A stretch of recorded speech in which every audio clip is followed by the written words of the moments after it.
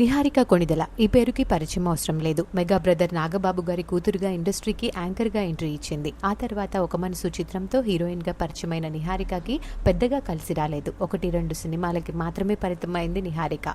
ఇక ఆ తర్వాత పెళ్లి చేసుకున్న నిహారిక వెబ్ సిరీస్లను ప్రొడ్యూస్ చేస్తూ సక్సెస్ఫుల్గా రాణించింది. ఇంతలోనే తన పర్సనల్ లైఫ్లో డిస్టర్బెన్స్, భర్తతో విడాకులు, సోషల్ మీడియాలో విపరీతమైన ట్రోలింగ్, కానీ ఇవేమీ నిహారికని ఆపలేకపోయాయి. కమిటీ కుర్రాళ్ళు సినిమాతో తన ప్రొడక్షన్ నుంచి మొదటి సినిమాని రిలీజ్ చేసి సూపర్ డూపర్ హిట్ కొట్టేసి ఎన్నో అవార్డ్స్ దక్కించుకుంది. అయితే ఈరోజు నిహారిక జీవితంలో మర్చిపోలేని రోజు.